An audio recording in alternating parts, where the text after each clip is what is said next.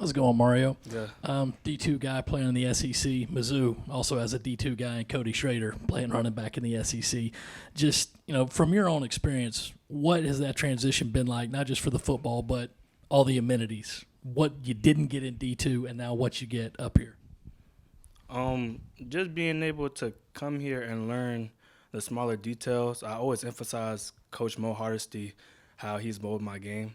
Being able to learn from a coach like him, he's molded my game and helped me be able to become the back that I am, and I'm a firm believer of that.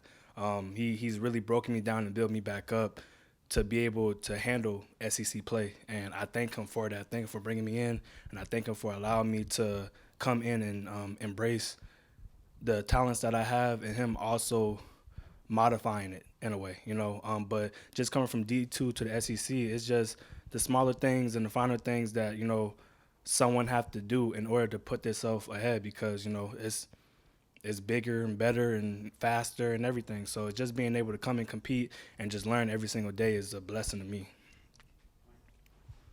Mario, as a competitor, I'm sure you would have loved to have been able to get on the field sooner, but during that process of being able to learn and be able to pick up different things, like you've mentioned, the transition from D2 to the SEC, how much of that process helped you, and how much credit can you give the coaching staff instead of just, throwing you out there and, something may have happened and you lose your confidence early?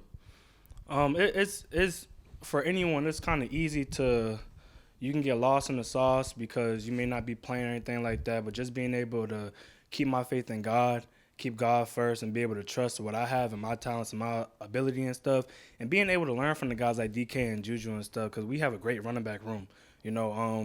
Those guys, I learn a lot from every single day. Juju, I always say he has that twitch that I believe none of us have. DK has that power, and he has a quarterback mind, so his brain is a little different. So he can play running back. He can put him out as receiver. He can play quarterback, like whatever you want him to do.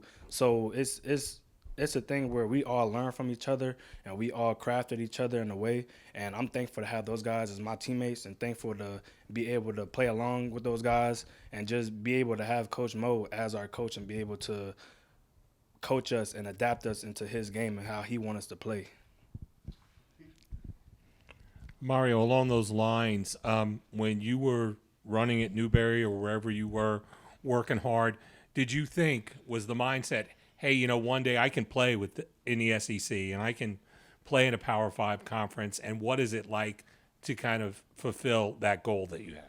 Of course, yes, sir. Just being able to, when I was at Newberry, and, of course I had to work hard at Newberry and everything. I worked hard every single day, and, like I always say, I give Coach Knight grace and thanks for being able to give me the opportunity to play. But just being able to be back there, and after the games, when we had our games and stuff, we used to watch SEC play, on the bus from Maryland or wherever we was coming from at the time. So, and, just thinking at the back of my mind, I'm like, no disrespect to D2 or nothing like that, because that's where I came from. But it's like, I knew I can challenge myself to be out there to go play bigger and better brand of ball. So when I entered the portal, that was just my mindset, really, just to be able to take a chance on myself and be able to do that. Speaking of challenges, this obviously isn't where the team wanted to be here halfway through the season, but how much faith and how much confidence do you see from the guys bouncing back from that result here in these last couple of days, knowing there's still time to turn this thing around? We got a lot of faith in ourselves. We got, 6 games left. We're not out of anything just yet.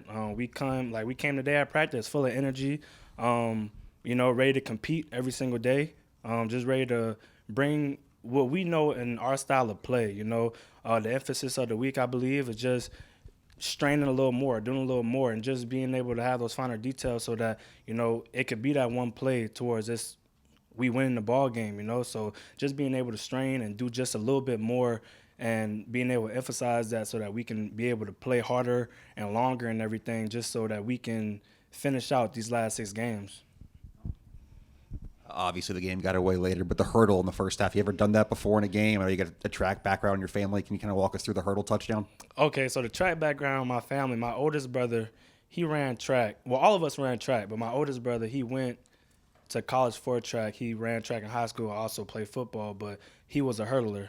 He got, I believe, the record at Somerville High School, and he went to Ohio State and University of Arkansas. So my oldest brother, Davon Anderson, he was a hurdler. But I've never done the hurdle ever in my life. That was my first time ever doing it. It was a reaction thing. I was surprised myself when I did it. So, but I did learn from him most definitely. Track is definitely in our background. Kind of sticking to that subject, what's your vertical? Have y'all measured that since you? I don't know my vertical just yet. I used to do long jump though, long jump and triple jump. So I mean, I guess that's where it kind of came from a little bit. And you had the ankle that Coach Beamer mentioned that you obviously played through in the second half. I assume it's feeling okay and everything's good to go that way. And can you also just like speak to what you had to kind of deal with to play through that? I'm just being able to play through it. It's SEC play. You know, every rep matters, every play matters, and everything. So being able to go out there and compete, being able to put my pride and my feelings aside, no matter what I was feeling, you know, and have my teammates trust me. You know, I just wanted to go out there and just compete. So that's the biggest thing where it was. But just the injury and everything, I let Coach Beamer talk about that or whatnot. But just being able to go out there and compete and do what I can, you know, that what drove me to be able to go back out there and play. Mario, what are you hearing in the football building about this Missouri series, which is kind of an interesting series with the Gamecocks? And then, like, what did you observe about it while watching games, riding the bus in Newberry?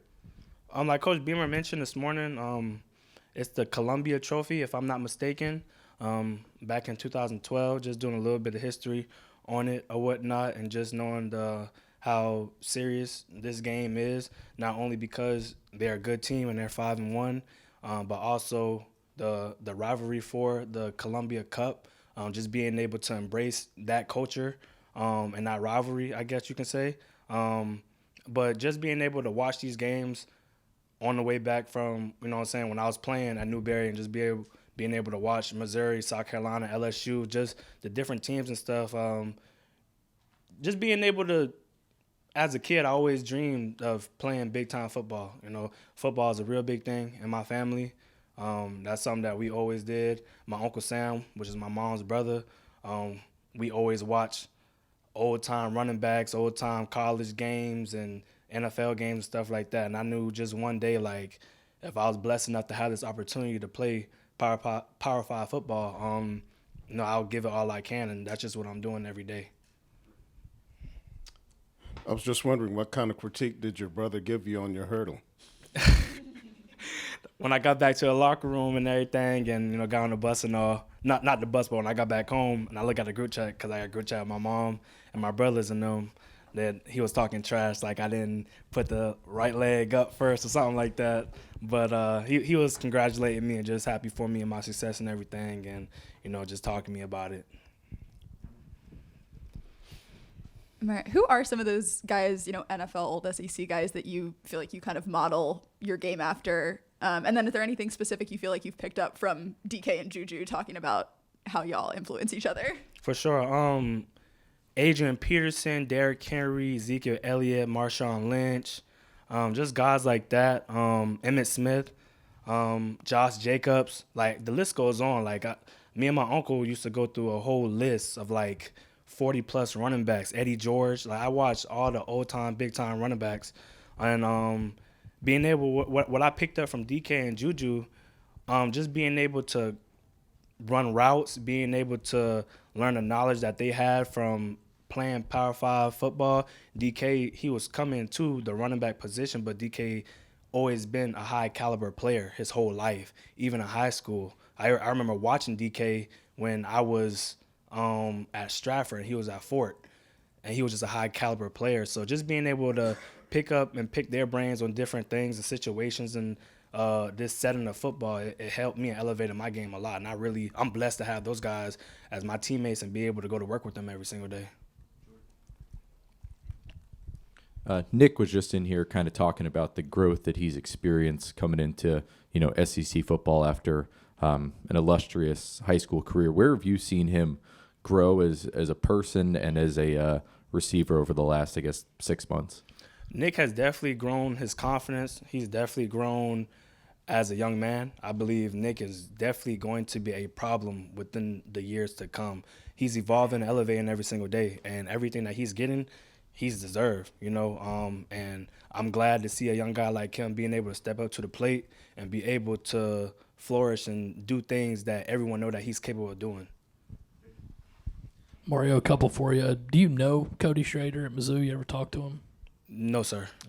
And just with D2, I mean, nothing against Newberry, but, you know, what are the differences between what you get every day here, your daily routine, as compared to what you have now?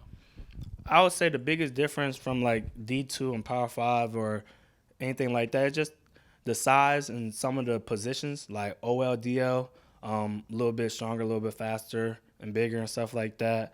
A lot of the guys that play D2 ball may not have the exposure, may have had some trouble with something. Like, everyone has a different story, everyone has a different path, but it's a lot of guys that play down there that I believe that can play up here. You know, you see it every single day. Mario, we saw the hat obviously with Gamecock Walk. Are you a Nintendo fan, and do you play any of the games? Oh, when I was younger, I used to play Super Mario Bros. Yeah, absolutely. Love that. And so my follow-up question is, like, obviously you guys have a lot of characters on this offense, whether it be Tree Babalata, Juju McDowell. How much does it mean to be in a program where you guys can really, be yourselves and, be loose at times when also having to tone it back as well? I think that's very important. That's something that Coach Beamer really embraced in the culture here. The words that we put on the wall, like love, competing and everything, like Coach Beamer means that. He embodies that every single day. So allowing us to be able to flourish and just be ourselves, that helps us be at our best in our play and everything. So just being able to come out here with the guys and just being able to be free at certain times. Of course, there's times where, we have to tighten up, but just being able to be free and be able to be with these guys and see the different characters that we have on this team. It's a blessing to be here, and it's a blessing to be able to play with these guys on the field and just see everyone grow. Kind of following up on the Super Mario Bros. You walked in with the Super Mario hat. It's kind of really caught on with a bunch of fans here. I know Juju said he has started nicknaming you Super Mario. I mean, how much fun is that to be able to have a fun nickname that fans have really gotten involved with, that you've kind of been able to really embrace and kind of get to make it your own? It's a blessing. I'm blessed to be able to showcase my talent in front of a fan base like University of South Carolina, the world, at that, the nation, So just being able to have a nickname like that from people call me Super Mario and stuff. I'm very blessed to be able to be here, be able to showcase my talent for everyone, and just be able to, embrace what everyone is bringing to me and what I can bring to them. So I'm very happy and very lucky to be here and have that. Thank y'all.